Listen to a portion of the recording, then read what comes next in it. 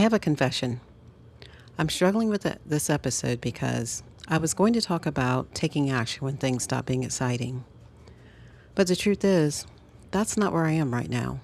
Right now, I'm sitting with a harder question. What do you do when you made the plan and it still doesn't work out? As you know, life has never once asked permission before introducing a plot twist.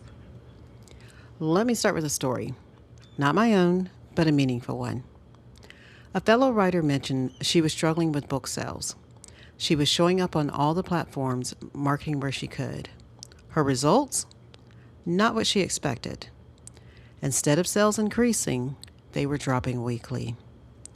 As writers, there is only so much that we can control. We can write the query letters, we can show up on all the different platforms, and hope the algorithm gods are feeling gracious. But after that, it's out of our hands. What did the writer in the story do to solve her book sales issue? She let it go. Hello, fiction babes and storytellers. Welcome to another episode of Habits of a Writer, the podcast where we talk about the good habits that lead to a finished manuscript.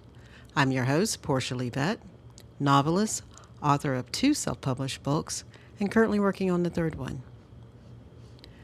The hardest part isn't making the plan.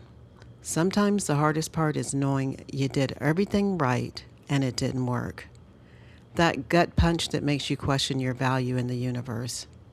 For me, I did the planning, I kept showing up, and life still didn't meet me where I expected. That's the truth no one likes to talk about. We were taught the formula for success, so when it feels like failure, we can blame ourselves. But sometimes the lesson isn't that you failed. Sometimes the lesson is that the plan needs to evolve.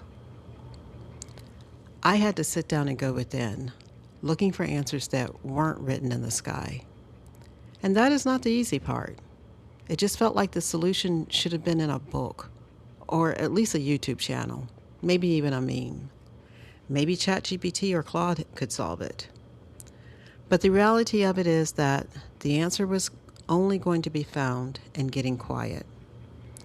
I asked the questions, what was working and why was it working? I found the answers underneath my fears. Being truthful with myself and asking what's really holding me back. Most personal development books will tell you to think bigger, believe in yourself, and keep going. But the lesson I've been learning lately is different.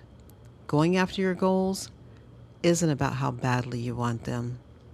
It's about how much you trust yourself to handle what comes next. The writer in the story I told you in the beginning of the episode, not only did she let go, but she also pivoted. She started a newsletter on Substack. She found a community. She didn't quit. She didn't give up on being an author. She chose the next step available to her. After lying on the floor looking up at the ceiling for several days, I got up. I cleaned my desk off. I put away the big bag of pretzels. I took a shower. Then I made a choice. Not because I felt better.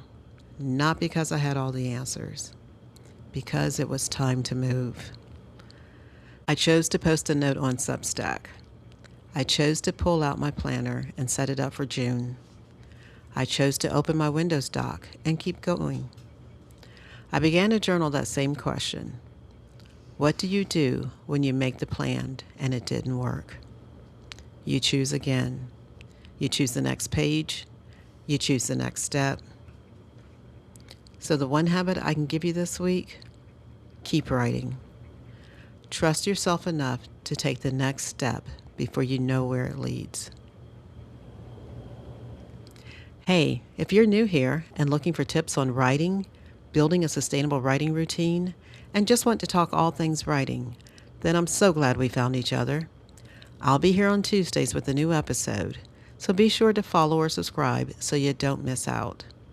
And if you found encouragement from this episode, I'd appreciate it if you gave it a like and shared it with another writer friend that could use some encouragement. Until next time, happy writing, my friends. Again, my name is Portia Levette, and this is Habits of a Writer.